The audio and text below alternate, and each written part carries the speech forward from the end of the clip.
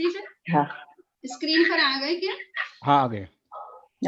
ठीक है। अच्छा भारती बहन, we can start. Okay, start. जय जिनेन्द्र एवरीवन। डॉक्टर चरित्र प्रज्ञाजी एंड डॉक्टर हेम प्रज्ञाजी, वंदामी नमन स्वामी।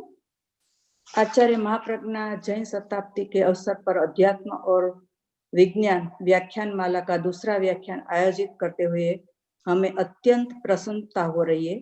आज के मुख्य प्रोफेसर डॉक्टर नारायण कच्चारा साहब है। हम उसका JCSF और जर्फ की ओर से उसका स्वागत करती हूँ। अध्यात्म और विशेष रूप से जैन दर्शन और विज्ञान के विषय पर आपका वक्तव्य अत्यंत प्रभावशाली रहा है। आपने इस विषय पर अनेक पुस्तक भी लिखी है। आपके विशेष परिचय के लिए मैं जैन एजुकेशन और रिसर्च फाउंडेशन के भूतपूर्व चेयरमैन डॉक्टर कीर्ति जैन को मैं आमंत्रित करती हूँ। जय जिनेन्द्र। जय जिनेन्द्र स्वामी जी, जय जिनेन्द्र सभी लोग। जय जिनेन्द्र। मैं कोशिश करूंगा कि जितना हिंदी में बोल सकूं। बीच बीच में शायद इंग्लिश का छौंक भी लगता रहेगा, पर कोशिश यही रहेगी। सबसे पहले तो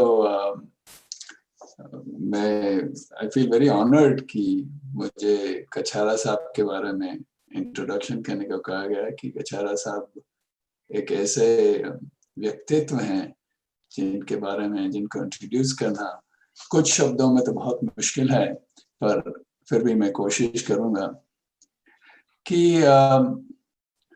he is a very unique individual. एक बड़े विशिष्ट व्यक्ति हैं जिनका जिंदगी का बैकग्राउंड बिल्कुल साइंटिफिक रहा है कि विज्ञान में उन्होंने शिक्षा ली, विज्ञान में आगे बढ़े, विज्ञान में काम किया, विज्ञान में डायरेक्शन दिया है स्टूडेंट्स को, कॉलेजेस को।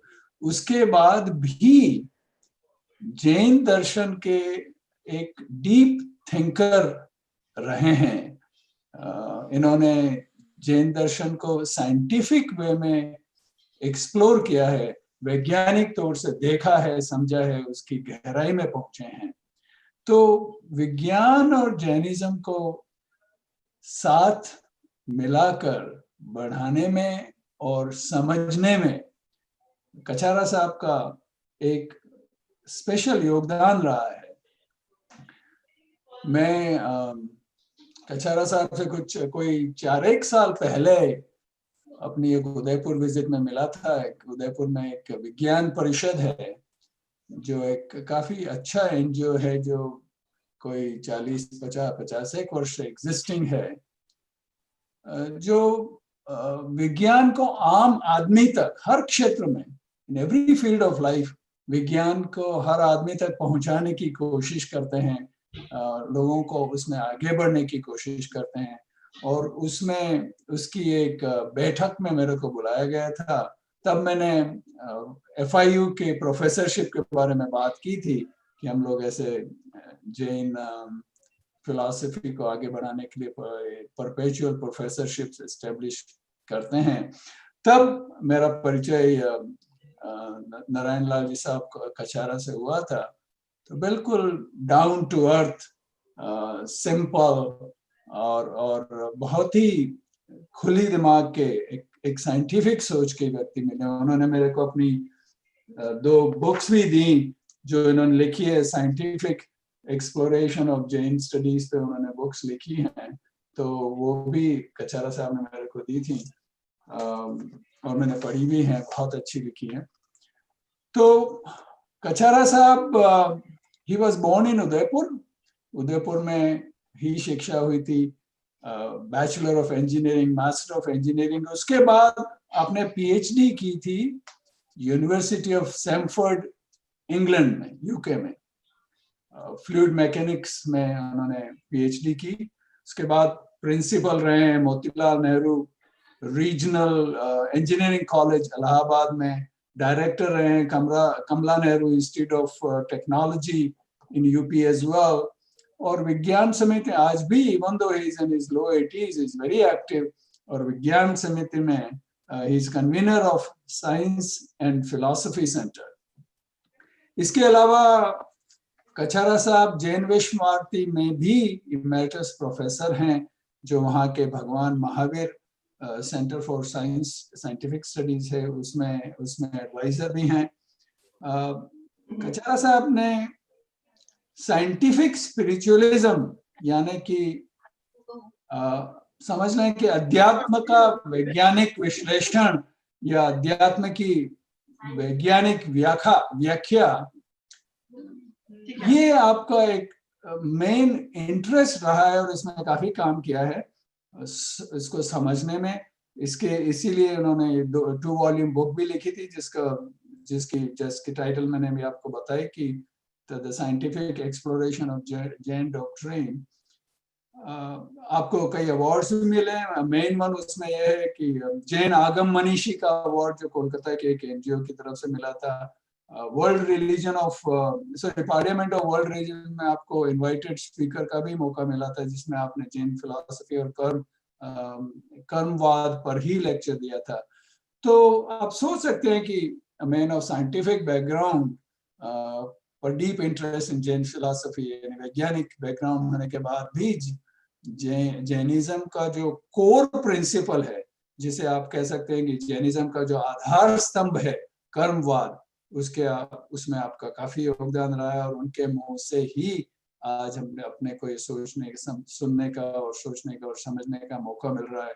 तो we feel very fortunate in introducing and listening to Professor Kachara. Kachara sahab. Thank you so much.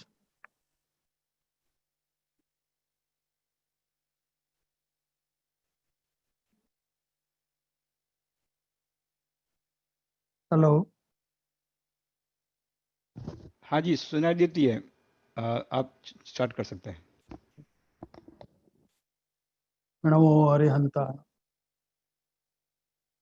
समणी जी को वंदामि और सभी को मेरा जय जिनेंद्र, नमस्कार। सबसे पहले तो मैं ऑर्गेनाइजर्स का धन्यवाद करना चाहता हूं कि उन्होंने मुझे आज इस वार्ता के लिए आमंत्रित किया।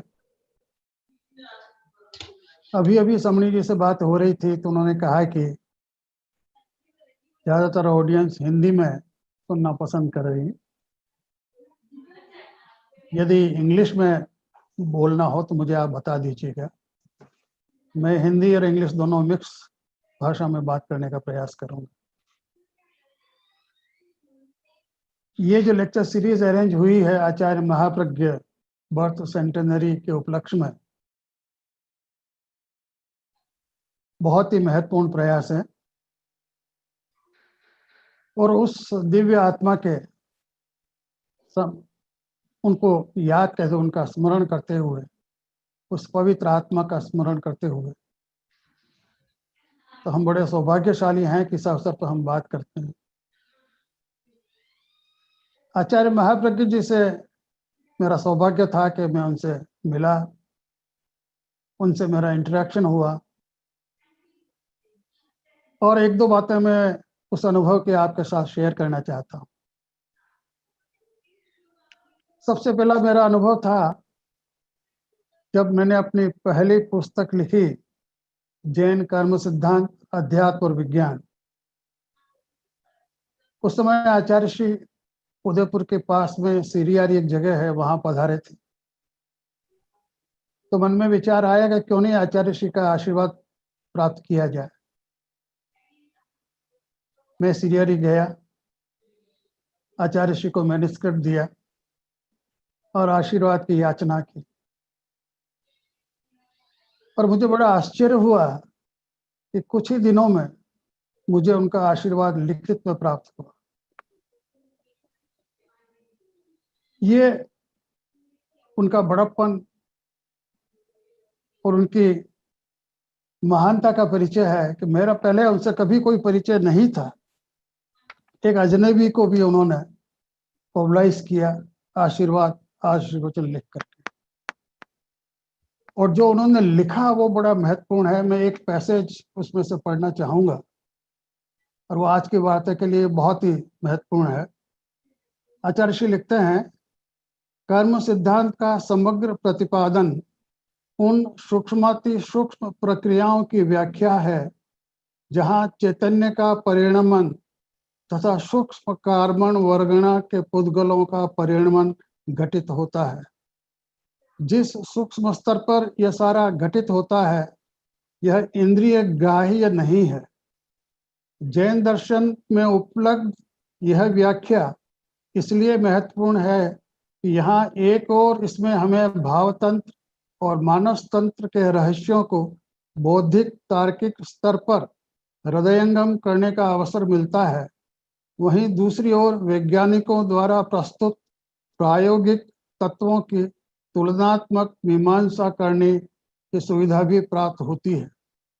इस दृष्टि से अध्यात्म और विज्ञान में तुलनात्मक अध्ययन के क्षेत्र में कर्म सिद्धांत का अनुशीलन अहम भूमिका निभा सकता है। आचार्य श्री के इस छोटे से लेखन में कर्म सिद्धांत की पूर्ण महत्ता प्राप्त होती है। आचार्य महाप्रज्ञ, जहाँ तक मैं जानता हूँ, पहले आचार्य थे जिन्होंने जैन दर्शन और विज्ञान का तुलनात्मक दृष्टि से अध्ययन प्रारंभ किया, और ये एक महत्वपूर्ण पड़ाव मानता हूं मैं जैन धर्म के इतिहास में कि विज्ञान को जैन धर्म के साथ जोड़ा गया और दोनों का एक साथ साथ अध्ययन प्रारंभ हुआ। उससे एक दूसरे विषय में आदान प्रदान की सुविधा बढ़ जाती है। दूसरा एक उदाहरण और देना चाहूंगा मैं, जो आचार्य श्री के अनुभव का है। मैंने एक आर्टिकल लिखा था जो जैन विश्व भारती इंस्टीट्यूट के एक मैगजीन में पब्लिश हुआ। उसका मैं जिक्र यहाँ इसलिए करना चाहता हूँ कि उसमें बड़ी महत्वपूर्ण बात है। जैन दर्शन की मान्यता है कि जीव का वर्गीकरण होता है इंद्रियों के आधार पर, एक इंद्रिय से लेकर के 5 इंद्रियों तक। और इंद्रियों के क्रम विकास को हम देखें तो सबसे पहले एक इंद्रिय जीव में स्पर्श इंद्रिय होती है, उसके बाद में 2 इंद्रिय जीव में स्पर्श और रस होता है। फिर जब त्रि-इंद्रिय जीव आते हैं तो उसमें घ्राण, जो स्मेल सेंस आ जाता है। 4 इंद्रिय वाले जीव में चक्षु होता है, विजन सेंस होता है। और जो 5 इंद्रिय होते हैं उसमें फिर श्रोत होता है, हियरिंग होती है, सुनाई देता है। तो ये क्रम बिल्कुल ठीक है, लेकिन इसको हम कैसे समझें? अगर हम अपने शरीर रचना को ही देखें और जो हमारे जितने सेंस ऑर्गन्स हैं उनको हम देखें और उनका स्ट्रक्चर देखें, तो हम देखते हैं कि हमारे जो आंखें हैं, जो हमारी आईज हैं, वो नाक से ज़्यादा कॉम्प्लेक्स हैं, और ज़्यादा कॉम्प्लेक्स ऑर्गन का विकास बाद में होता है। लेकिन हम ये देखते हैं कि जो हमारे सुनने के अंग है कान, वो आंखों के बाद में उनका विकास होता है। जबकि देखने में ये लगता है कि कान आंख से ज़्यादा कॉम्प्लेक्स नहीं है, वो अंग ज़्यादा कॉम्प्लेक्स नहीं है। तो ऐसा क्यों होता है? तो मैंने उस आर्टिकल में यही लिखा था कि इसलिए होता है कि हियरिंग सेंस के साथ में स्पीच क्लब्ड है, वो जुड़ा हुआ है, दोनों साथ हैं। और जब स्पीच और हियरिंग साथ में हो जाते हैं तो वो कॉम्प्लेक्सिटी बढ़ जाती है विजन की अपेक्षा से। जैसे हम ये देखें कि जो 4 इंद्रिय जीव हैं उनके आंखें होती हैं, जो मक्खी हैं, मच्छर हैं, उनके आंखें होती हैं, लेकिन उनके ब्रेन नहीं होता। तो बिना ब्रेन के भी विजन सेंस काम करता है। लेकिन जब हियरिंग हो जाती है तो उसके साथ चूंकि स्पीच जुड़ जाती है, तो ये जो क्षमता है केवल पंचेंद्रिय जीवों में, जिनके मस्तिष्क होता है, ब्रेन होता है, उन्हीं में होती है। तो स्पीच के लिए ब्रेन आवश्यक है। और ब्रेन की रचना के भी हम देखें, अगर मनुष्य की भी हम अपने ब्रेन की रचना देखें तो हमारे ब्रेन में जो हमारा विजन सेंस है वो प्रोसेसिंग होता है ओकिपिटल लॉब में, और जो हमारा स्पीच और साउंड सेंस है वो टेम्पोरल लोब में प्रोसेस होता है, और दोनों को तुलना देखें तो टेम्पोरल लोब ऑक्यूपिटल लोब से बड़ा होता है। कहने का तात्पर्य यह है कि स्पीच और हियरिंग दोनों मिला करके उसमें ज्यादा ज्ञान की आवश्यकता है बनिस्पत के विजन सेंस की, और इसलिए ये हियरिंग सेंस बाद में डेवलप होता है क्योंकि उसमें ज्ञान की ज्यादा आवश्यकता है। ये लेख जब छपा था, आज मुझे फीडबैक वहां से आया कि आचार्य श्री ने बड़ा अप्रिशिएट किया है, कि बड़ा अच्छा आइडिया है। तो मैंने एक उदाहरण दिया आचार्य श्री का कि कैसे मेरा उनके साथ इंटरेक्शन हुआ। आज का मेरा विषय है कर्मवाद और कर्म सिद्धांत का। ये हमारा एक सेंट्रल थीम है, ये एक पिलर है जैन धर्म का, जैन दर्शन का, कर्म सिद्धांत और कर्मवाद। और इसको हम समझ लें तो काफी कुछ जैन दर्शन की व्याख्या हमको समझ में आ जाती है। कर्मवाद क्या कहता है? कर्मवाद ये कहता है कि कोई भी हम कर्म करते हैं तो उसका फल प्राप्त होता है। Cause and effect theory, if there is a cause there is an effect, so there is an effect for every cause. ये पहला नियम है कर्म सिद्धांत, और ये अटूट नियम है, इसमें कोई खंडन नहीं हो सकता। दूसरा नियम ये कहता है कि इस कर्म का फल वो ही भोगता है जिसने कर्म किया है, कोई दूसरा उस कर्म के फल को नहीं भोग सकता। अगर मैंने कुछ किया है तो उसका जो भी परिणति होगी मुझे ही भुगतना होगा, चाहे वो अच्छा है तो अच्छा परिणाम निकलेगा, और बुरा कर्म है तो बुरा परिणाम निकलेगा। इसका मुझे ही भोगना है, कोई दूसरा नहीं कर सकता। और तीसरा नियम ऐसे कहता है कि ये जो परंपरा है कर्म और फल की, वो अनादिकाल से चली आ रही है। ये जीव अनादिकाल से, और अनादिकाल से इस जीव कर्म रहित है, कर्म के साथ में है। ये परंपरा भी अनादिकाल से चली आ रही है, इसका कोई आदि नहीं है।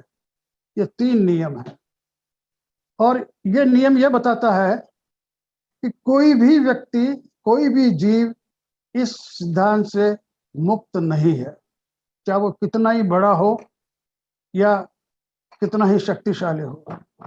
एक उदाहरण के माध्यम से हम समझें, राम ने बाली को मारा, तो राम ने बाली को छल से मारा, एक पर्दे के पीछे छिप करके वो बाली के सामने नहीं आए और बाली का वध किया।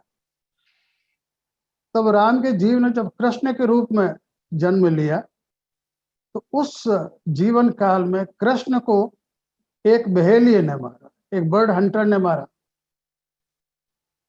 और वो भी बाय मिस्टेक। मारना नहीं चाहता था कृष्ण को, लेकिन बाय मिस्टेक तीर कृष्ण के लगा, तो उससे कृष्ण की मृत्यु हुई। तो उसको बड़ा दुख हुआ, तो कृष्ण ने उसको कहा कि इसमें तुम्हारा कोई कसूर नहीं है, मेरे कर्मों का फल है। मैंने तुमको उस भव में छल के से तुमको मारा था, और तुम ही बाली के जीव हो, और तुम्हारा तीर मुझको लगा, इसमें तुम्हारा कोई दोष नहीं है। कहने का तात्पर्य यह है कि ये जो कर्म सिद्धांत है वो किसी को छोड़ता नहीं है, वो सबके लिए है। तो ये बहुत बड़ी बात है। और जब ये कर्म सिद्धांत को हम मान लेते हैं तो किसी एक अलग से शक्ति की फल देने के रूप में मान्यता करने की आवश्यकता नहीं है। फिर ये नहीं कह सकते कि कर्म हम करते हैं कि फल ईश्वर देगा। ईश्वर नाम की शक्ति की आवश्यकता ही नहीं है, क्योंकि ये एक नेचुरल फिनोमिना है जो हो रहा है सभी जीवों में, और अनादिकाल से होता रहेगा, और ये अपने आप स्वतः चालित है।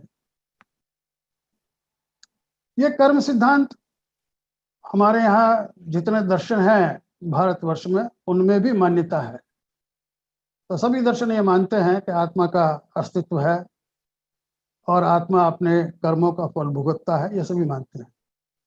लेकिन कोई भी दर्शन इसकी डिटेल्स नहीं देता कि यह सब होता कैसे है। केवल जैन दर्शन एक ऐसा दर्शन है जो उसकी पूरी डिटेल्स बताता है कि यह घटित कैसे होता है। तो जैन दर्शन यह कहता है कि ये जो हमारी गतिविधियां हैं, जो हमारी एक्टिविटीज हैं, मन वचन काया का जो हमारे जो क्रियाएं हैं, इन क्रियाओं की वजह से हम इस ब्रह्मांड से कुछ सब्टल मैटर, कुछ सूक्ष्म पदार्थ को आकर्षित करते हैं, जिसको हम बोलते हैं कार्मण वर्गणा। ये कार्मण वर्गणा आकर के हमारे अंदर एक कार्मण शरीर है, उससे मिल जाती हैं, उससे बंद करती है।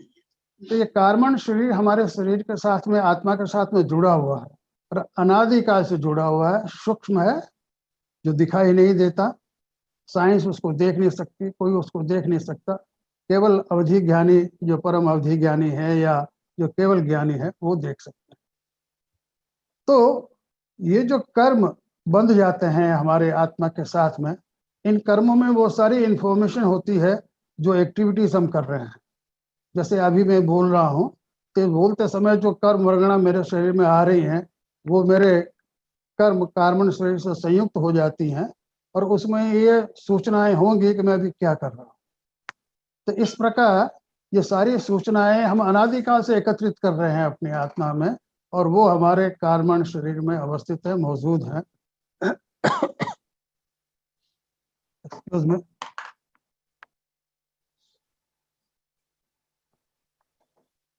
अनादिकाल से जो ये कम चला आ रहा है, तो वो सारी सूचनाएं हमारे यहाँ है। तो ये जो कार्मण शरीर है, in a way it's information body. It contains information of all the activities of this life as well as all past life. ये बहुत बड़ी बात। और एक शरीर हमारे यहाँ सूक्ष्म और होता है, जिसको बोलते हैं हम तेजस शरीर। ये तेजस शरीर is a source of Vitality in the gross body, in the material body, और ये भी हमारे साथ आत्मा के साथ जुड़ा हुआ है। और जब भी ये आत्मा एक शरीर से दूसरे शरीर में प्रवेश करती है, तो ये दो शरीर उनके आत्मा के साथ चलते हैं, कार्मण शरीर और तेजस शरीर। तो इस प्रकार जितनी सूचनाएं कार्मण शरीर में है, वो एक भव से दूसरे भव में जाती हैं। तो there is a continuity of life. तो we are on a time journey in fact. जो हमारी एक भव हमारा अभी है, तो इसकी सूचनाएं आगे भी हमारी जाती रहेंगी। एक विशेष बात यह है कि ये जितने कर्म हमारे कार्मण शरीर में चिपक जाते हैं, वो हमारी आत्मा के स्वभाव को में कोई परिवर्तन नहीं करते। हमारा आत्मा का स्वभाव है ज्ञान, दर्शन, सुख, वीर, ये बोला गया है। तो इनके स्वभाव में, आत्मा के स्वभाव में कर्म कोई परिवर्तन नहीं करते। कर्म केवल उनको आवरण, उनको ढक देते हैं, तो ताकि उनका वो एक्सप्रेस नहीं पूरे हो पाते हैं, मैनिफेस्ट नहीं हो पाते। लेकिन आत्मा में कोई परिवर्तन कर्म नहीं कर सकते।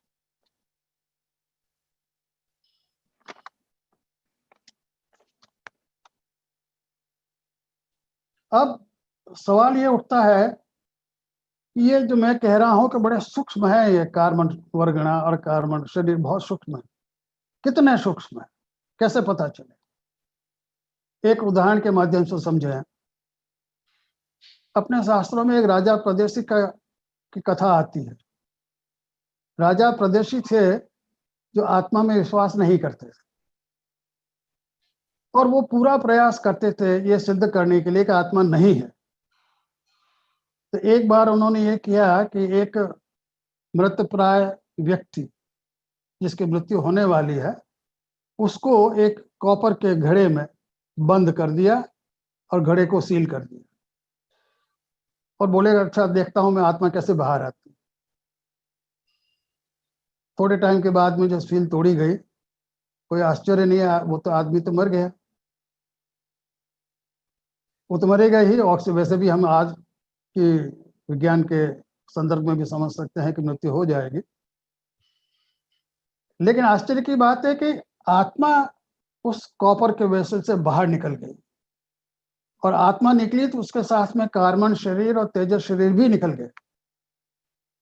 अब कोई आदमी यहाँ ये तर्क दे सकता है कि नहीं, उस साथ में नहीं निकले, वो तो उस घड़े में ही थे, और घड़े की जब सील खोली गई तब निकली। ये ठीक नहीं है कहना। जैन दर्शन ये कहता है कि जब आत्मा एक शरीर छोड़ती है, तो एक समय, 2 समय, 3 समय और अधिकतम 4 समय में दूसरे शरीर में उसको प्रवेश करना होता है, वो इंतजार नहीं करती। तो ये कहना कि आत्मा घड़े में ही थी, गलत है। आत्मा के साथ तेजस शरीर कार्मण शरीर घड़े से निकल गए। कहने का तात्पर्य यह है कि जो कार्बन शरीर और तेजस शरीर हैं वो इतने सूक्ष्म है कि उस घड़े की कॉपर वॉल को क्रॉस करके बाहर निकल गए। और उसके तुलनात्मक दृष्टि से आप देखें, हमारे अगर आप सूरज में जब सनलाइट है तो पेपर की शीट वहां रखे हैं तो आपको पेपर की छाया नजर आ जाएगी। इसका मतलब यह हुआ कि जो सन रेज हैं वो पेपर को पास नहीं कर पाती। और विज्ञान ये बताता है कि ये जो सनलाइट आ रही हैं उसके छोटे कण होते हैं, उनको बोलते हैं फोटॉन्स। तो फोटॉन्स इस पेपर शीट को भी पास नहीं कर सकते। तो आज विज्ञान की दृष्टि में तो फोटॉन सबसे छोटा कण है, तो वो सबसे छोटा कण एक पेपर शीट को पास नहीं कर सकता, लेकिन कार्बन शरीर, तेजस शरीर तो पेपर शीट को पास कर जाए।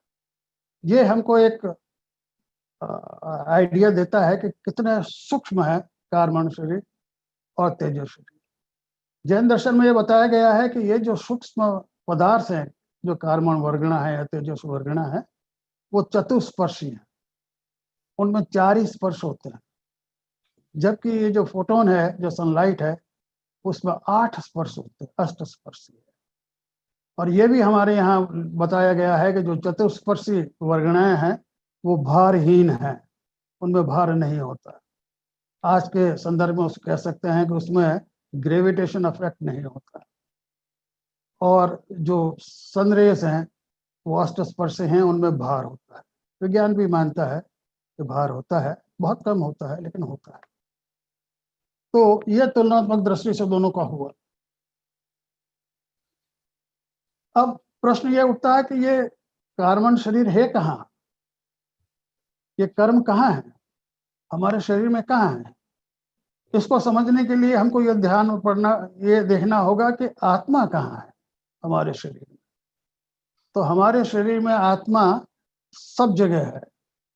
आत्मा जो शरीर की जो स्पेस है उस स्पेस को ऑक्यूपाई करती है। तो हमारे शरीर में हर पॉइंट पे आत्मा अवस्थित है, मौजूद है। और ये कहा गया है कि आत्मा के असंख्य प्रदेश होते हैं। एक प्रदेश बहुत छोटा स्पेस होता है। वैसे तो उसको परिभाषित किया गया है कि छोटा अंश जो परमाणु होता है पुद्गल का, वो जितनी स्पेस ऑक्यूपाई करता है उसको एक प्रदेश बोला गया। वो बहुत छोटा भाग है। जैसे एक सुई की आप नोक ले लें तो उस सुई की नोक में भी असंख्य प्रदेश होंगे, प्रदेश इतना छोटा होता है।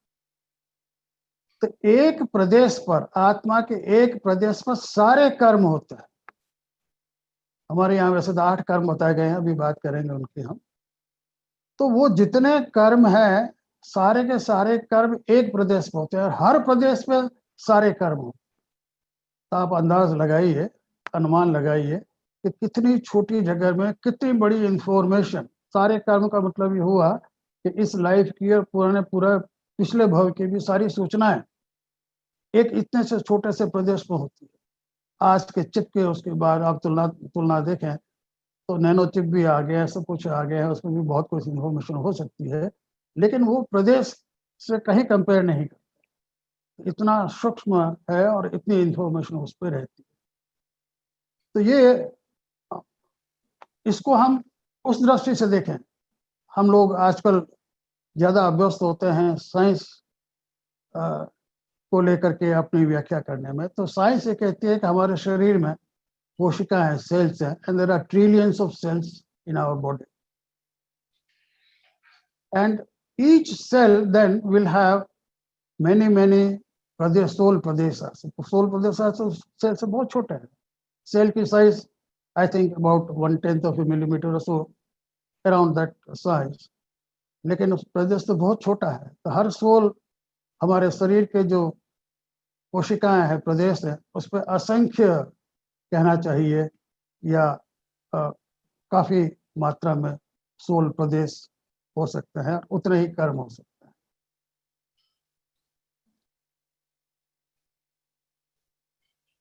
अब मैं आपको एक फिगर देकर के इस चीज को बताना चाहूंगा।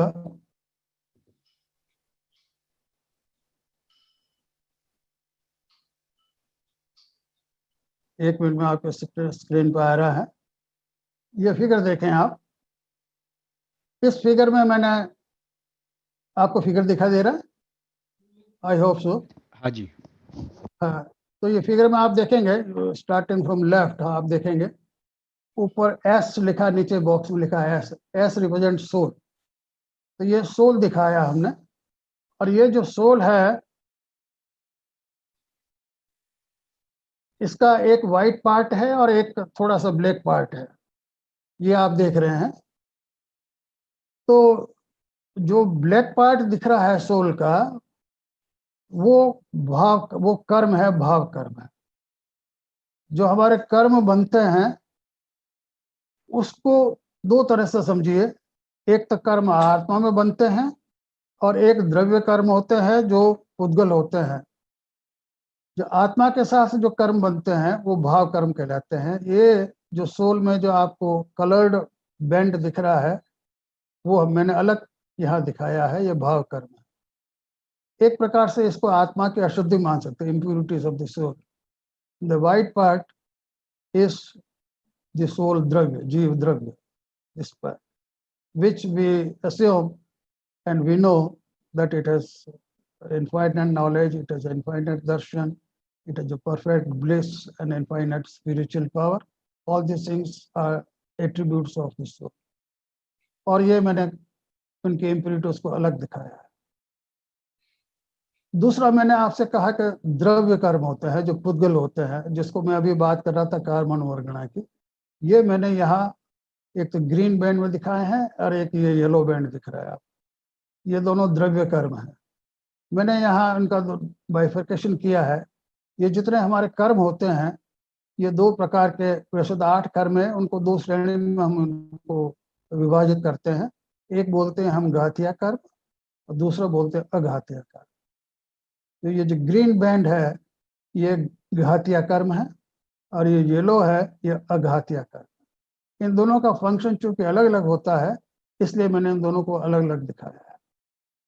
अब इन पुद्गल कर्म में और भाव कर्म में बहुत बड़ा संबंध होता है।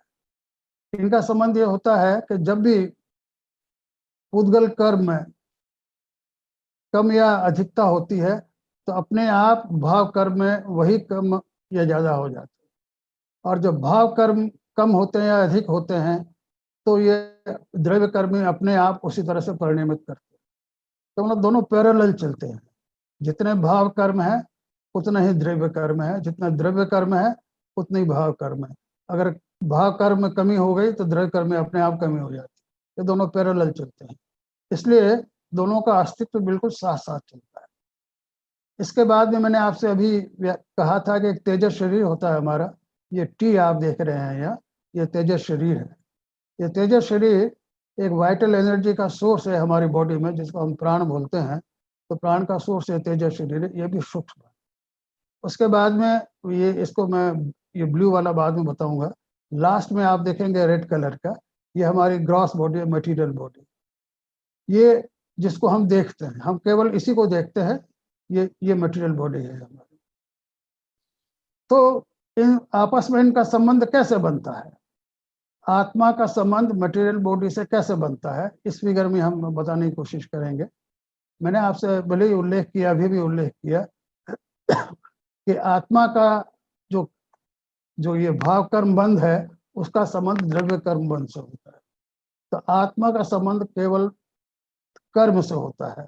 आत्मा में जो कर्म बंध होते हैं तो द्रव्य में भी होते हैं और भाव में भी होते हैं। तो ये आत्मा के साथ चलते हैं। आत्मा का डायरेक्ट संबंध इसमें नहीं है, कर्म के माध्यम से ही आत्मा का सभी जगह संबंध बनता है। लेकिन संबंध है, संबंध ये है, जैसे मैं आपको बताऊं, अभी मैंने एक चीज तो बता दिया आपको, द्रव्य कर्म होता है तो भाव कर्म होता है। इसी प्रकार यहाँ अगर हम प्राण के अस्तित्व माने तो ये यहाँ द्रव्य प्राण कहलाएंगे, इसका काउंटर पार्ट आत्मा में भाव प्राण होगा।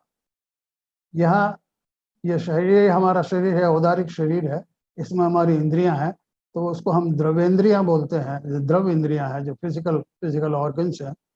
तो इसके काउंटर पार्ट यहाँ भावेंद्रियां होती हैं, भाव इंद्रियां होती हैं। तो इन सब का कनेक्शन आत्मा के अशुद्धियों से है, आत्मा से तो नहीं कह सकते, आत्मा के अशुद्धियों से है, लेकिन ये सारा संबंध बनता है कर्म के माध्यम से। तो इसका और भी विभाजन किया गया है। जैसे ये आप ये बॉक्स देखिए, आप ब्लू कलर का बॉक्स मैंने एक स्क्वायर दिखाया है यहाँ।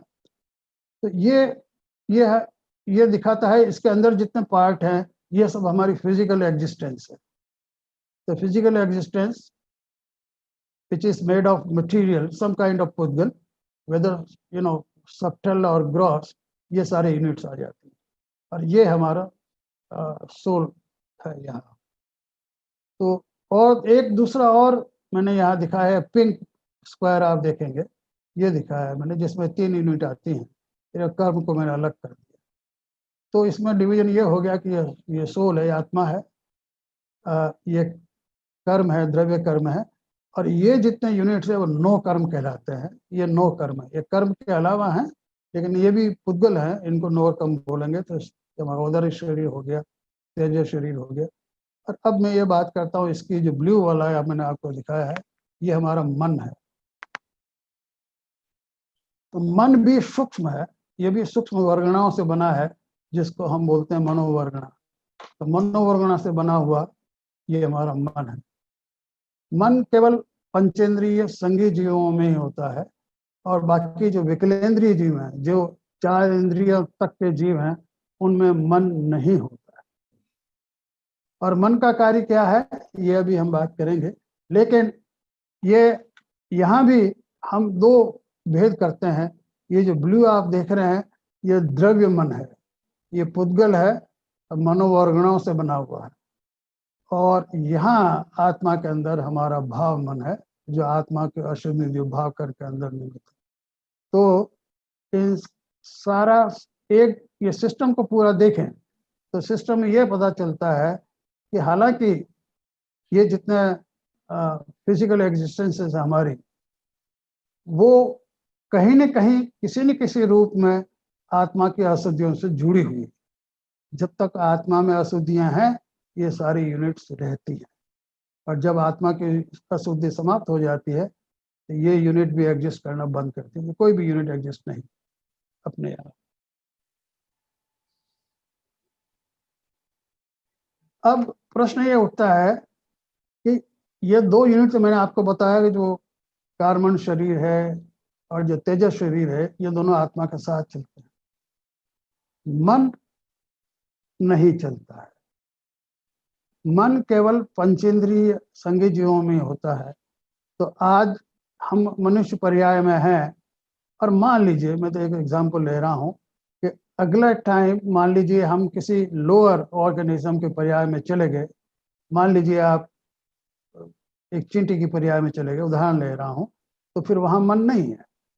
तो ये मन पर्याय के अनुसार बनता है, क्योंकि हम मनुष्य पर्याय में हैं तो मन है।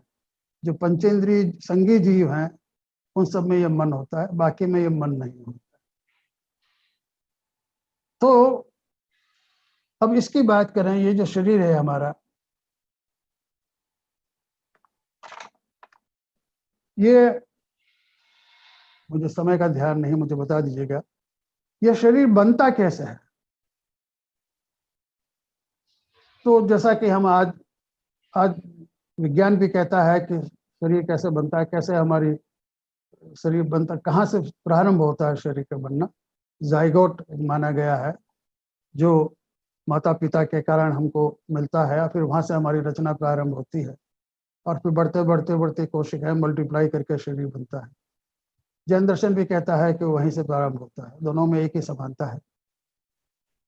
लेकिन प्रश्न ये है कि जब एक सेल, एक कोशिका है, तो उससे फिर शरीर कैसे बना।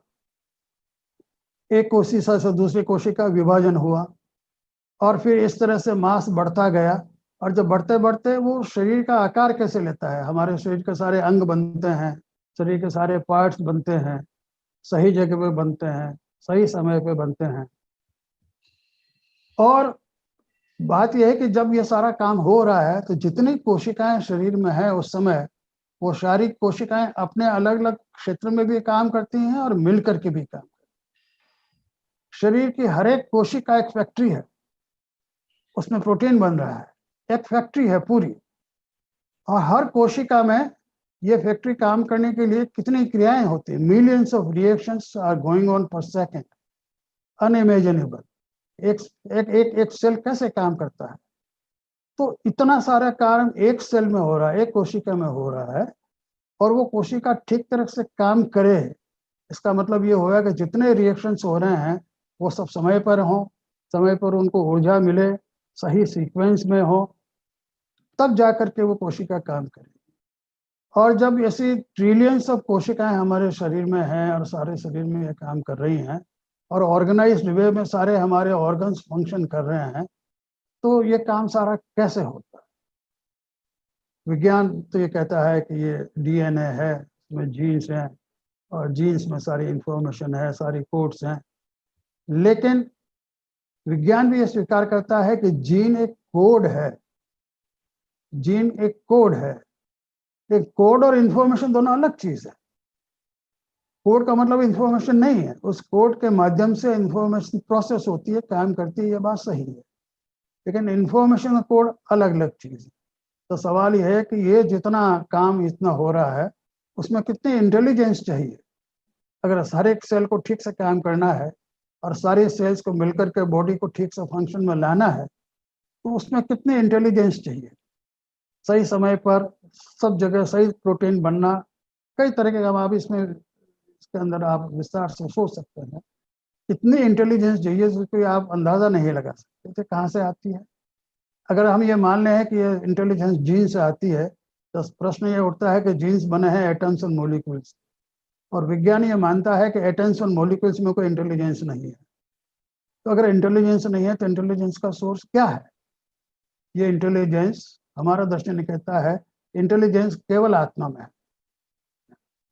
पुद्गल में इंटेलिजेंस नहीं है, ये जैन दर्शन साफ कहता है। ज्ञान केवल आत्मा में है। तो आत्मा का जो ज्ञान है वही मैनिफेस्ट होता है, जो इस शरीर की रचना करता है, शरीर का ऑपरेशन करता है, शरीर की क्रियाओं को संचालित करता है, सारा काम का इंटेलिजेंस वहां से आई। अब शरीर की इंटेलिजेंस वहां से कैसे आई? कैसे शरीर की इंटेलिजेंस आत्मा में पहुंची? ये बहुत बड़ा प्रश्न है, और इस प्रश्न का उत्तर बहुत कम जगह मिलता है। मैंने एक जगह इसका एक्सप्लेनेशन दिया है। मेरा यह मानना है कि आत्मा की जितनी इंटेलिजेंस है वो कार्बन शरीर में आ जाती है।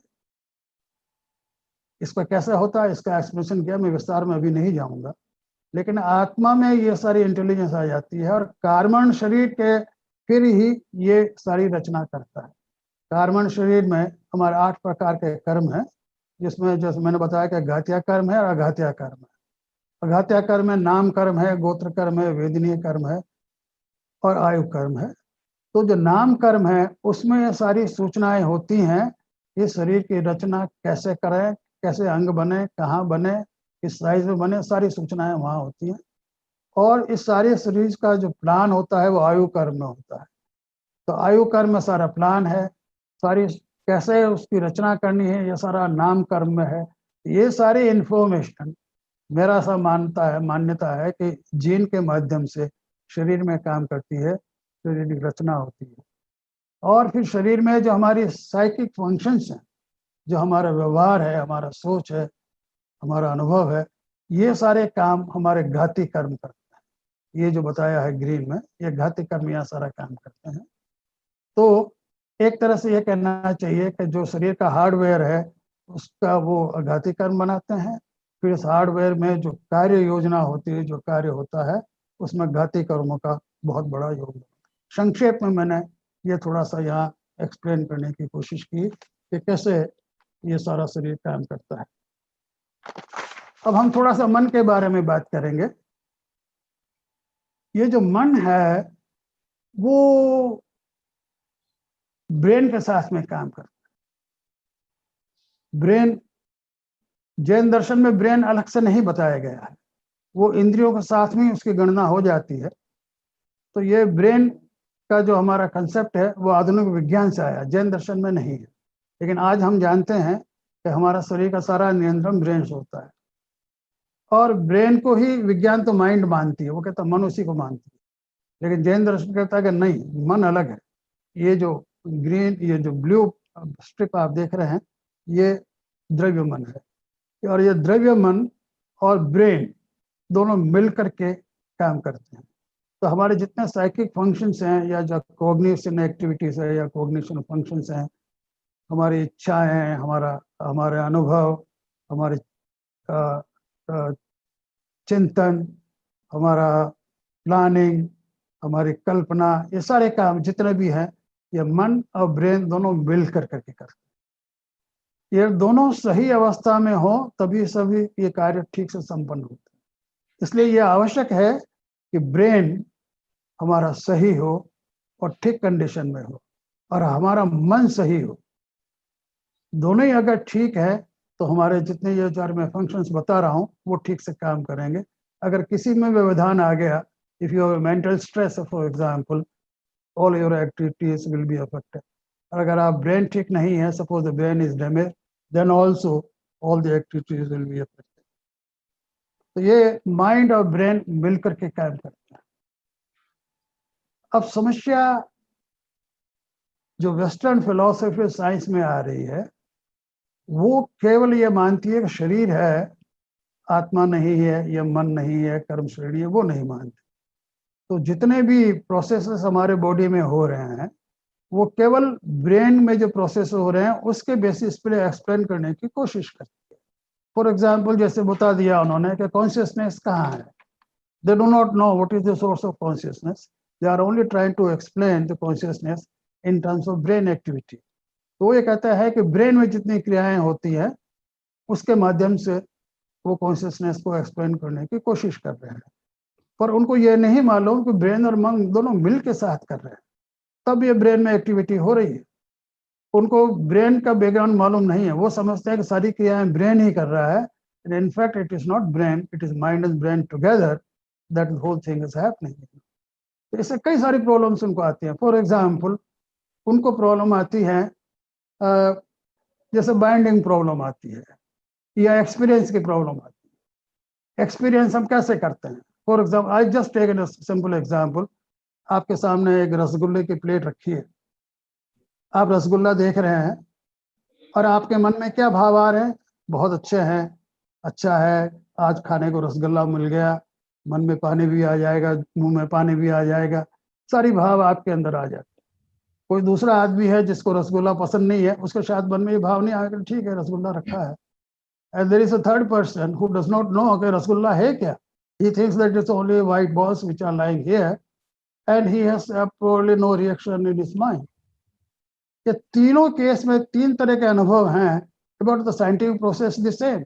आई am just looking at the plate and the rasgulla and then there is a visual information which is being processed in the mind and that's all. Science knows only that.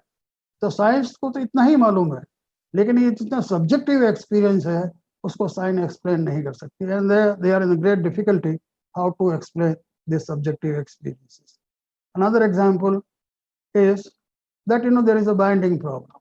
If you look at the processes which are taking place in the brain and our senses, what is happening when I'm looking at the rasgulla plate, there is, I see the rasgulla because there is a light coming from the rasgulla falling on my eyes, and there are signals going from eyes to the brain. Brain processes the signal, and I see the image of the rasgulla. But what is happening inside the brain and the body is only reactions. That's all. वहां से signal आए, आंख में signal गए, आंख से brain में गए, ब्रेन में न्यूरॉन एक्टिविटी हुई, certain processes are happening. Only these activities. When only these activities are happening, how do I see the plate? How do I integrate? Because all these signals which are going to my brain are in the form of impulses. And how do I, if you combine all the impulses, the question is, how do you experience? Do you only see the signals? Only signals are being processed. Now, how do you experience this? This is a rasgulla. How do you find out? How do you visualize? How do you cognize? And then how do you cognize the qualities of rasgulla? Because of that, your mind is affected. ये सारी बातें मिल करके बहुत मुश्किल होती है इस ज़माने। इसलिए विज्ञान मेरा ऐसा मानता है कि हमारे शरीर में जितनी प्रोसेसेस होते हैं, क्रियाएं, उसको एक्सप्लेन नहीं कर सकते। एक्सप्लेन करने के लिए हमको जरूरत पड़ेगी सोल की, इसके एग्जिस्टेंस मानना होगा, और मानना पड़ेगा मन की, ये सब मानना होगा। मैं थोड़ी सी बात और करूंगा क्योंकि टाइम समय हो रहा है। मैं उस डिटेल में, कर्म सिद्धांत बहुत बड़ा विषय है, उसके बारे में ज़्यादा बात नहीं कर सकता। उसमें सारे सिद्धांत आते हैं, आश्रय, सम, निद्रा, मोक्ष। मैं उसकी बात आज नहीं करूंगा, समय नहीं है। लेकिन मैं इतना जरूर कहना चाहूंगा इस फिगर के माध्यम से कि अब अगर हमको डिसाइड ये करना है कि हम जितनी एक्टिविटीज कर रहे हैं, who is the doer, real doer, कौन कर रहा है ये सारी एक्टिविटी? मैं जितनी बोल रहा हूँ, एक्टिविटीज कर रहा हूँ, क्या मेरा शरीर कर रहा है? ये मेरे ख्याल से बहुत आसान है समझना कि शरीर तो नहीं कर सकता। ये तो शरीर, our body is only a machine and there is some user of this machine. So machine by itself can not be the doer. तो सवाल ये है कि अगर ये डूअर नहीं है तो कौन है? तो नेक्स्ट वो कहता है, probably the answer would be the soul, but the soul also cannot be doer because soul has no connection with the physical body. Soul तो immaterial है, physical body material है, और दोनों में कोई connection नहीं. Although the soul is occupying the entire body space, there is no physical connection between the soul and the body.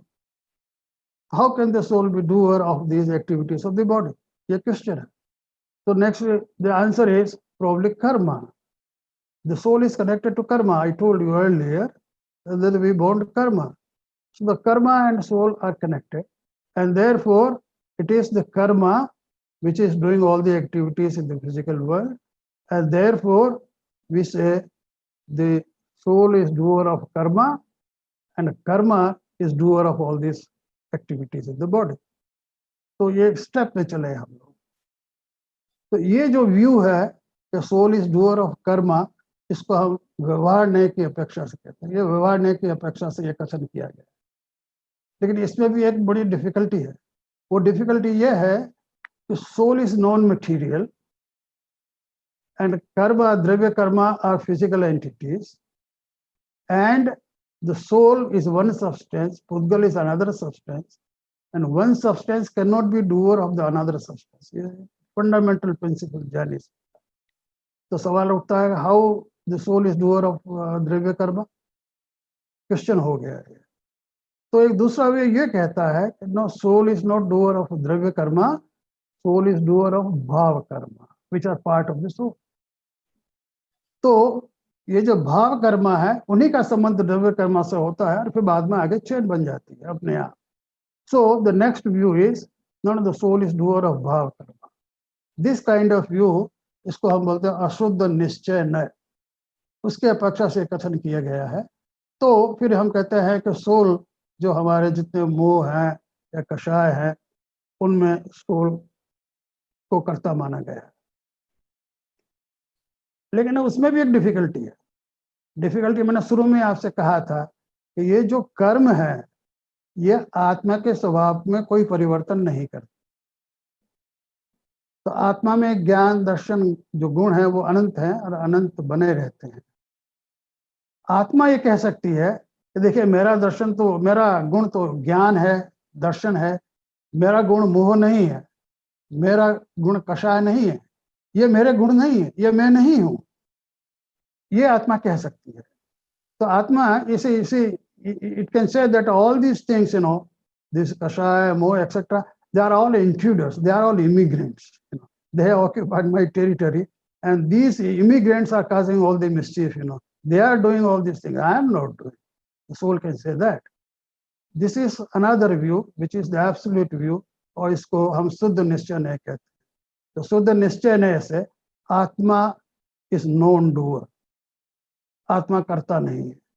आत्मा का स्वभाव हमेशा वही बना रहता है, अनंत ज्ञान, अनंत दर्शन, परफेक्ट ब्लिस, ये और अनंत वीर, ये हमेशा बना रहता है. और फिर आत्मा डिसॉन्स द भाव कर्म. वो कहता है भाव कर्म मेरे नहीं है, they are all immigrants, and one day I have to get rid of this immigrants. इनको मुझे भगाना है and I have to get to the moksha अवस्था. तो ये आत्मा का विकास, इसको बोलते हैं शुद्ध निश्चय नय से क्या हमारा दृष्टिकोण होता है. यह दृष्टिकोण हमारे जीवन में बड़ा महत्वपूर्ण है. बहुत हमको मदद करता है ये समझने में कि देखिए ये जितना बाहरी आवरण है, जितना कषाय है, मोह है, हमारा जो हमारे कषाय है, ये मेरे नहीं है, इनसे मुझे मुक्त होना, ये मेरे नहीं है, ये मेरे अपने गुण नहीं है, इनसे मुझे एक दिन मुक्त होना है। ये बात इसमें समझना भी बहुत हेल्प करता है, इसलिए तीनों व्यू मैंने आपके सामने रखा।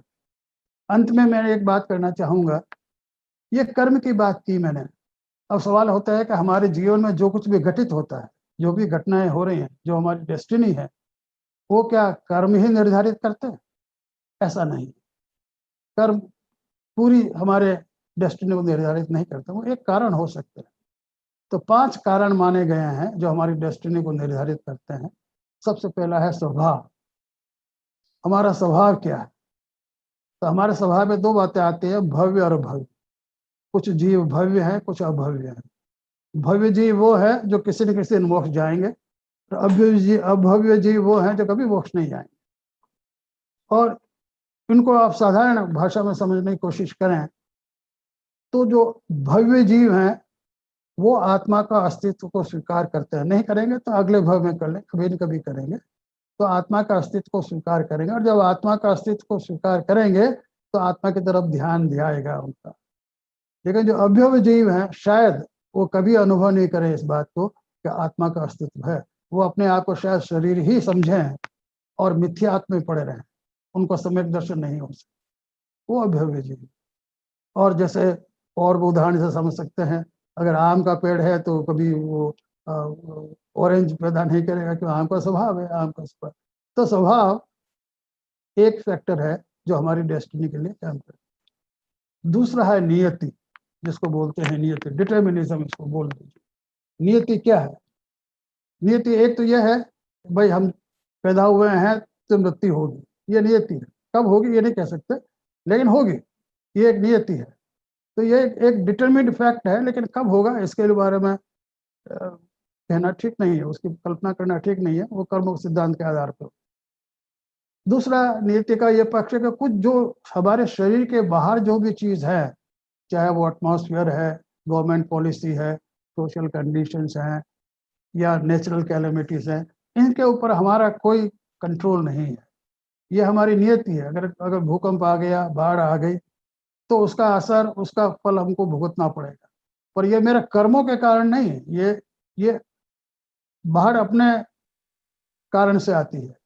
तूफान आता है तो उसके अपने कारण है, साइंस उसकी व्याख्या करती है। भूकंप आता है तो उसके अपने कारण है, वो उससे मेरे कर्मों से कोई लेना देना नहीं। तो ये प्रकार की नियति है, और ये नियति सब में काम करती है। भगवान महावीर के जीवन को हम देखें तो जो साधना काल में उनके ऊपर भी बहुत से उपसर्ग हुए, तो ये उनके निकाचित कर्म थे जिनको उनको भुगतना था, उन्होंने भुगत उन कर्मों को। तो ये नियति के अंदर जो डिटर्मिनिज्म है वो नियति के अंदर है। दूसरा है काल, तीसरा फैक्टर है काल, समय भी हमारे जीवन को प्रभावित करता है। उसको इस प्रकार के समझे कि मान लीजिए आपने एक आम का पेड़ लगाया है, लेकिन आम का फल खाने में तो बहुत टाइम लगेगा। जब पेड़ बड़ा होगा, फल आएंगे, पकेंगे, तब खाएंगे। तो समय भी एक फैक्टर है किसी कार्य की परिणति में। तो समय काल को एक बहुत बड़ा फैक्टर हमारे यहाँ माना गया है। और चौथा कर्म है, जैसा मैंने आपको बताया ये कर्म है। नियतिवाद में मैं एक बात को बताना मैं जरूर अवश्य चाहूँगा। कई बार नियतिवाद गलत इंटरप्रिटेशन में आदमी ले सकता है। अगर मान लीजिए मेरा सारा काम डिटर्मिनिज्म के ऊपर होता, मेरा व्यक्तिगत काम, मैं कहता हूँ कि डिटरमिन्ड है, आगे क्या होगा, उसके बाद में क्या होगा। अगर मैं कोई गलत काम करता हूँ तो कह सकता हूँ कि इसमें मेरा क्या कसूर है, ये तो डिटरमिन था। मैंने, जैसे अमेरिका में बहुत हो रहा है, किसी आदमी ने गन ली, स्प्रे ली, और मान लीजिए 3-4 लोगों को शूट कर दिया। स्कूल में भी हो रहा है, स्ट्रीट में हो रहा है, और कोई उसको पकड़ने का आया तो कह सकता है भाई what can I do, I was determined to do it, it's not my fault. तो बड़ी गलत इंटरप्रिटेशन उस बात का हो सकता है। तो डिटर्मिनिज्म को बड़ा सोच समझ के काम लेना चाहिए। और जो 5वां है पुरुषार्थ, वो सबसे महत्वपूर्ण हमारे यहाँ पुरुषार्थ को माना जाता है। Purusharth is what you know call as free will. हमारे यहाँ हमको चॉइस है, हमारी आत्मा चॉइस करती है, ऑप्शन है आत्मा के साथ। हमेशा आपके आत्मा के सामने कई तरह के ऑप्शंस रहते हैं किसी कार्य को हम किस प्रकार करें, चॉइसेस है, हम सेलेक्ट करते हैं, and we are doing it every moment, every time we do it, we make a choice and we make a selection. यही पुरुषार्थ है। तो सवाल ये होता है कि पुरुषार्थ अगर ऐसा है तो फिर कर्म क्या हुआ? कर्म डिटर्मिनेटिज्म हुआ। कर्म तो कहता है कि जो कर्म किया उसका आपको फल भोगना है, that is determine. But now we are talking of free will, we say I am free to act. तो दोनों में थोड़ा सा कॉन्ट्राडिक्शन हो गया। इस कॉन्ट्राडिक्शन को समझाया आचार्य महाप्रज्ञ ने बहुत अच्छी तरह से। उन्होंने ये कहा कि भाई देखिए, जो आपका ये फ्रीडम ऑफ एक्शन है उसी से आपके कर्म बनते हैं। आप जैसा काम करेंगे वैसा आपको कर्म बंध होगा और उसके फल को आपको भुगतना होगा। This is happening every time. और इस पुरुषार्थ की वजह से ही हम कर्मों के ऊपर कंट्रोल कर सकते हैं। अगर ऐसा नहीं होता तो हम कर्मों के ऊपर कंट्रोल नहीं कर सकते, हम कर्म को हटा नहीं सकते। लेकिन ये आत्मा की जो शक्ति है, ये पुरुषार्थ है और ये फ्री विल है कि नहीं, हम कर्म को हटा सकते हैं, कर्म का क्षय कर सकते हैं। ये पुरुषार्थ की वजह से है। और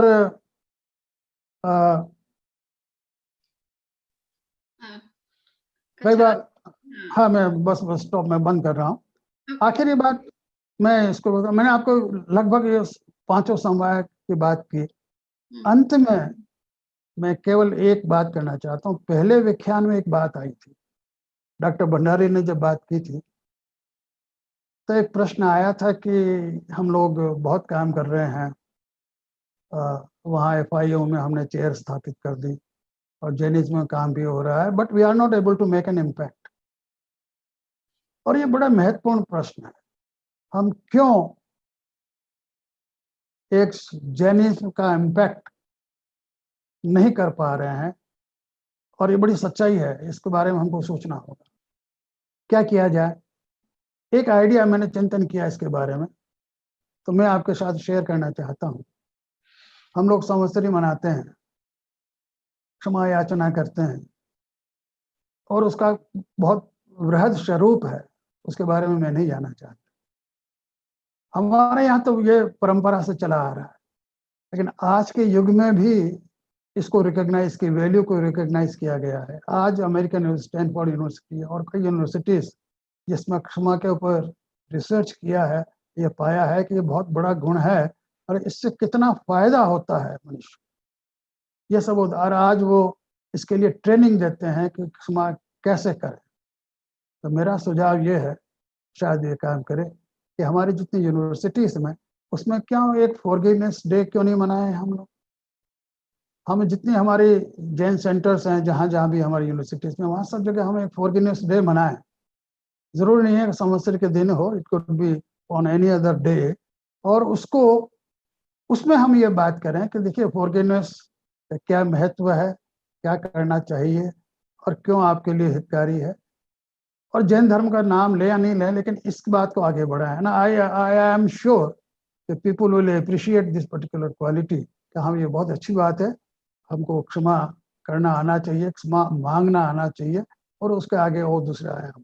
this is one suggestion that we must have a forgiveness day in the universities on suitable date which can be fixed according to the calendar. And another probably could be a non-violence day. 2 October को UN ने international non-violence day कहा है. That I think should also be celebrated in all the universities, non-violence day, and people should be taught the value of non-violence. I mean, this is my suggestion, if it works, it will be fine. तो मैं अपनी बात को यहाँ समाप्त करता हूँ। आपने मेरी बात को सुना, बहुत बहुत धन्यवाद। कोई प्रश्न हो तो आप बताइए।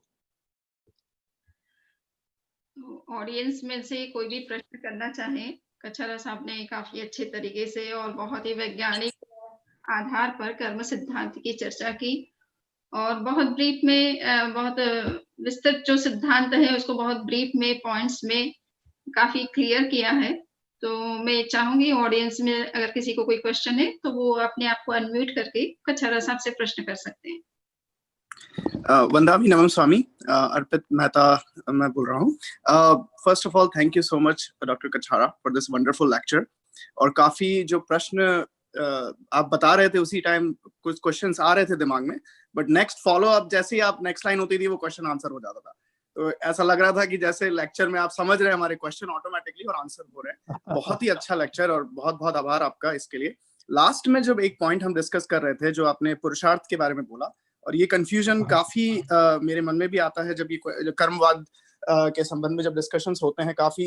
और मैं अभी यंग जेन प्रोफेशनल्स को रिप्रेजेंट करता हूँ, मैं को-चेयर हूँ यंग जेन प्रोफेशनल्स का अमेरिका में, तो काफी हम लोग ये लेक्चर्स भी देते हैं।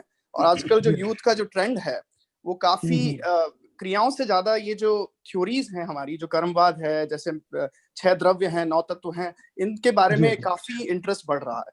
तो ये डिस्कशन काफी हमारे साथ भी हो रहे हैं।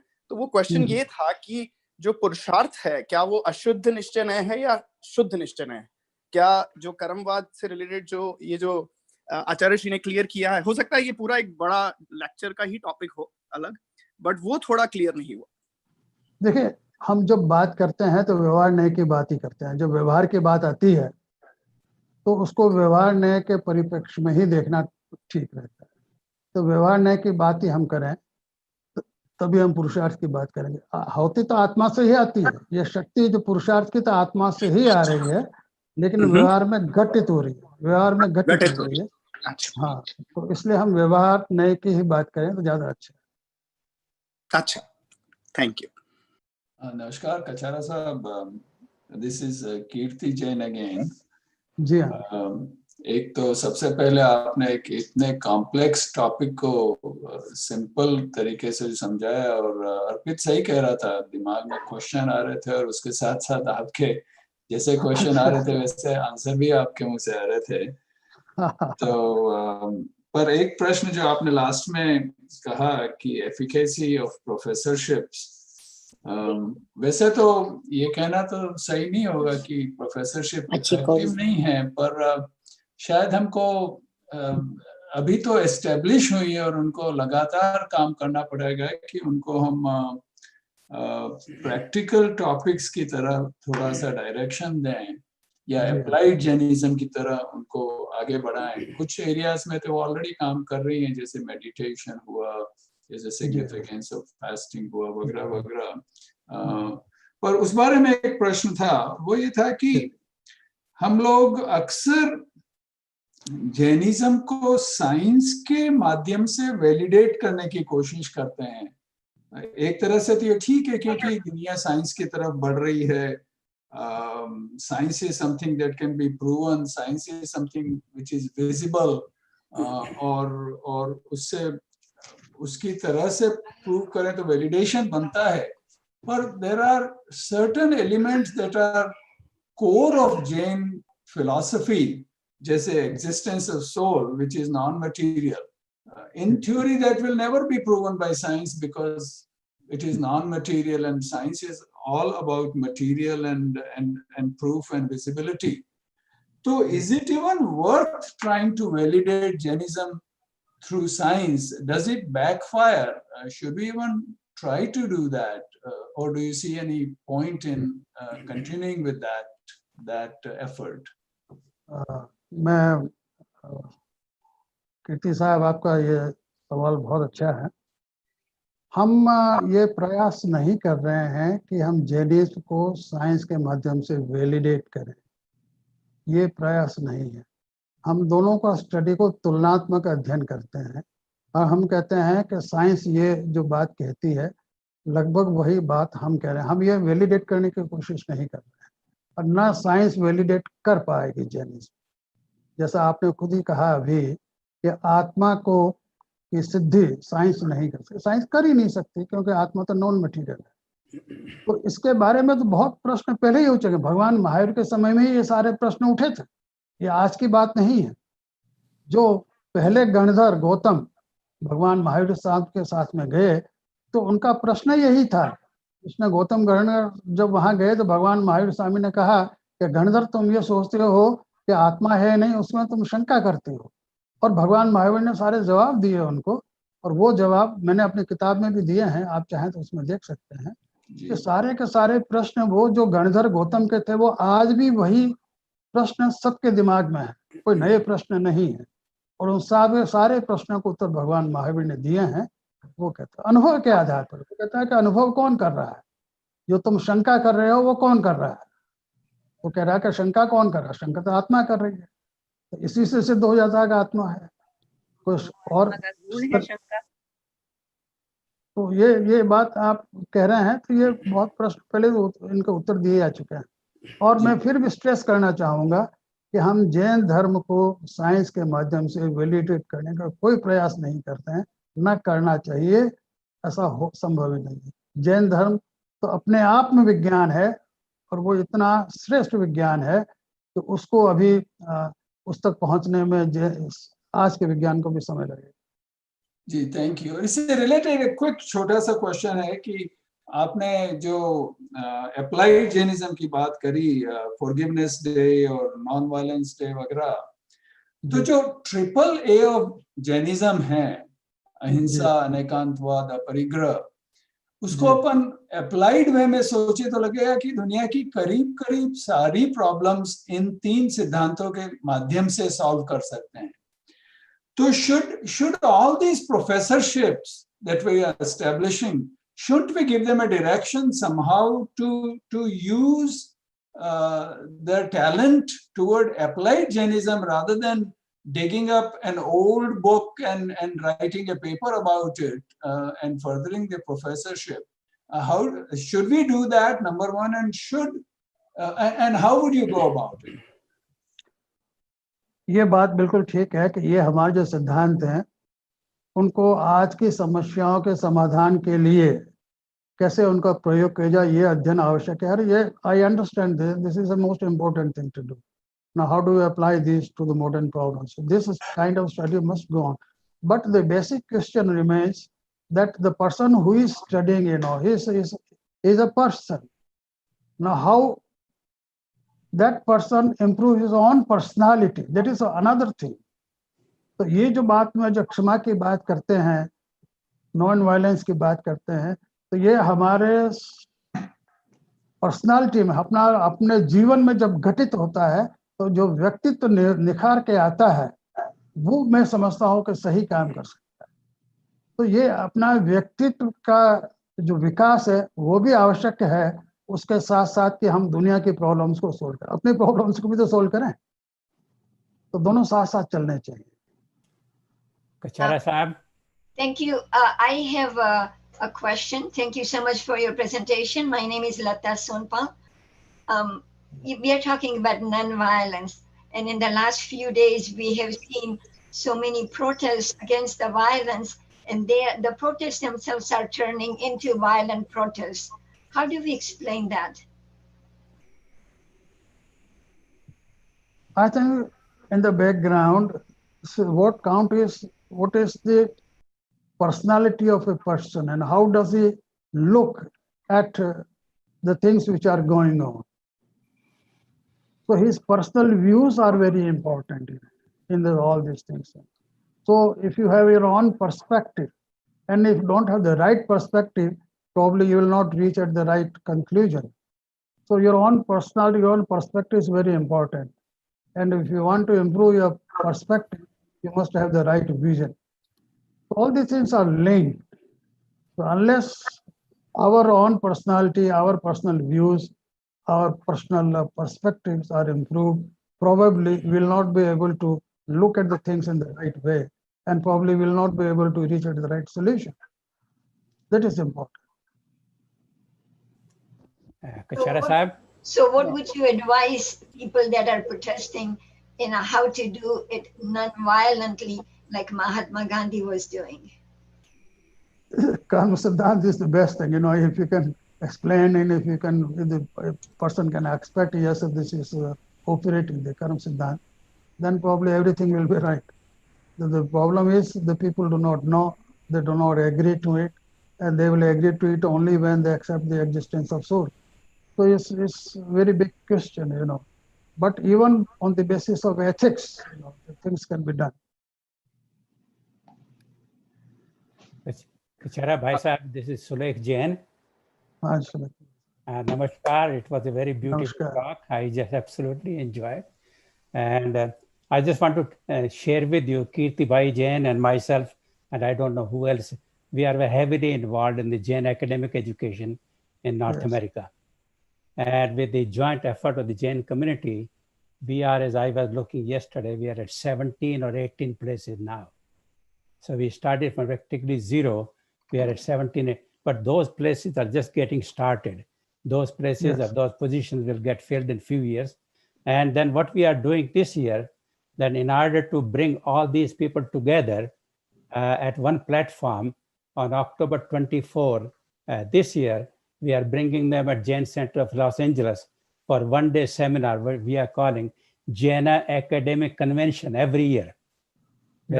These people will be meeting the Jain community will be meeting with all these academicians and professors, and there will be a fair amount of Vartalab exchange. And I just want to tell you, these two suggestions are very good. We'll see what we can do about Day of Forgiveness and also Day of Nonviolence. And one professor, her name is Dr. Brianne Donaldson. I met her. She was previously at Rice University, and now she is a Bhagwan Pashna Chair Professor at University of California, Irvine. When she was in Houston at Rice University, during Paryushan, every day she went to the during Paryushan, every day she went there, and on the Samvatsari day she had a fast, and she also did the Pratikraman. So she wanted to get an experience of fasting as well as forgiveness.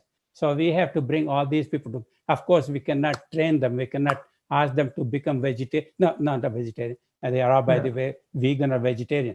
But we cannot ask them to become Jain. But we have to teach them about Jainism. So we are doing that together, hopefully. It's not necessary that we ask people to become Jain. That's not necessary. Yes. It's not at all necessary. The only thing is they should appreciate the principles and the approach of Jainism. That's all. Yes. Thank you. ठीक है, मैं सोचती हूँ time हो चुका है। हम विशेष रूप से प्रोफेसर कछारा के प्रति बहुत बहुत धन्यवाद ज्ञापित करते हैं।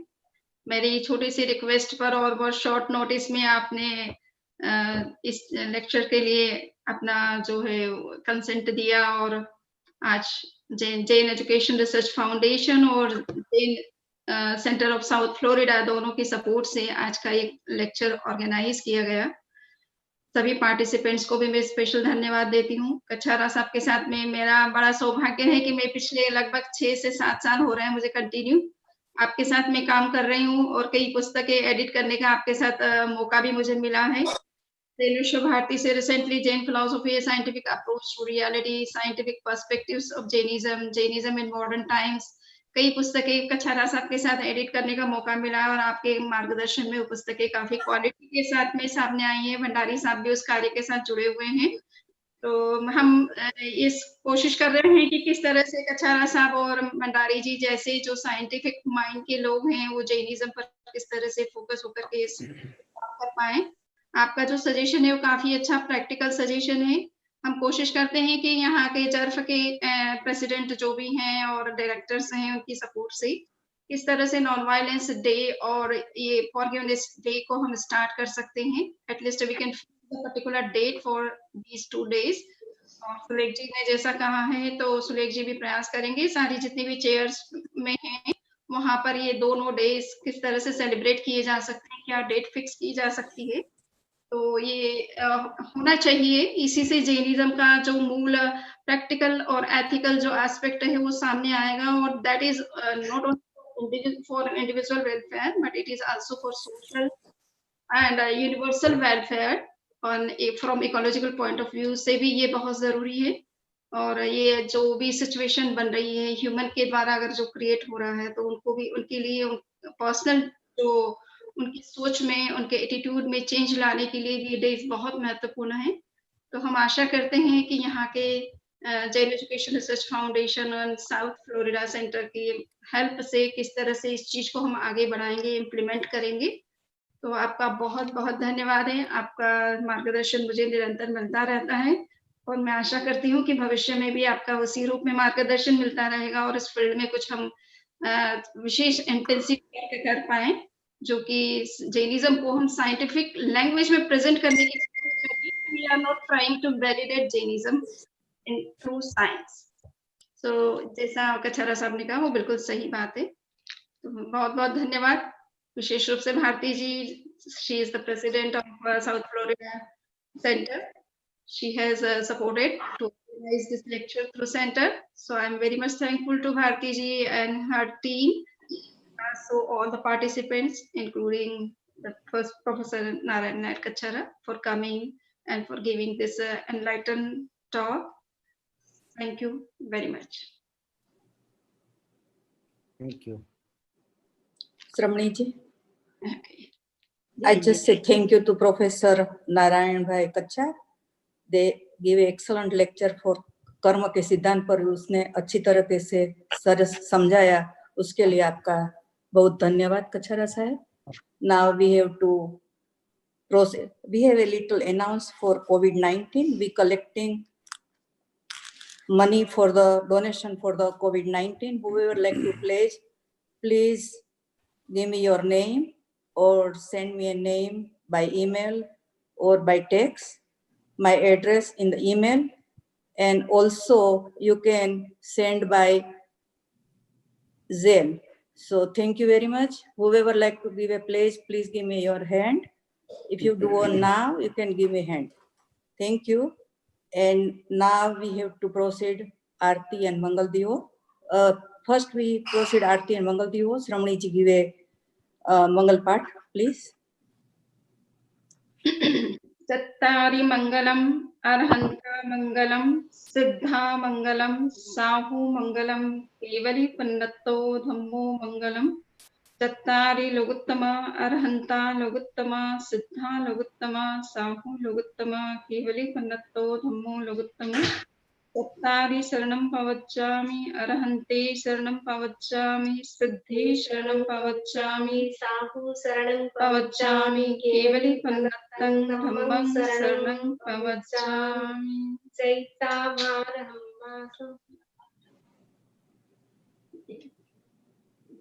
Okay. We have to proceed. Pragnesh bhai.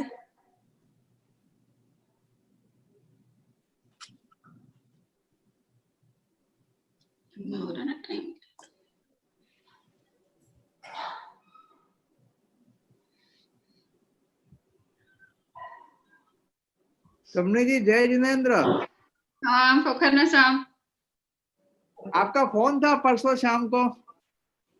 चलिए अभी एक बार आरती हो रही है पोखरना जी। अच्छा sorry sorry sorry, sorry sorry.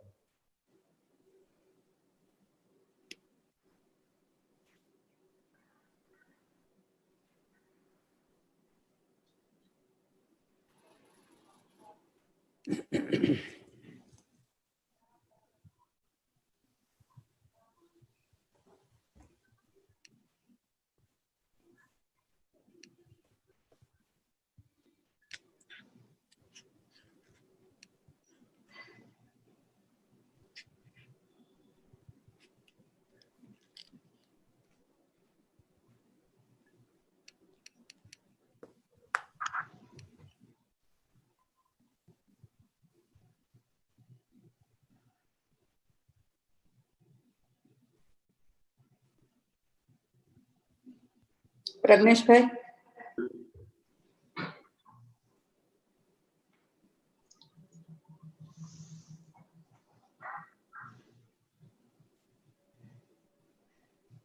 क्या हुआ प्रज्ञेश भाई?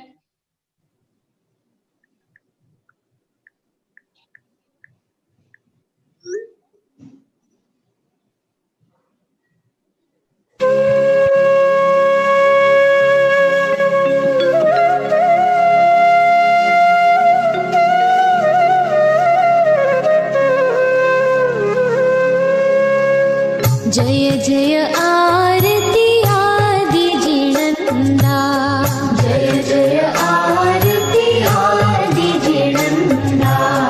नाभिराया वरुदेवी को नंदा, नाभिराया वरुदेवी को नंदा। जय जय आरती आदि जिणंदा, जय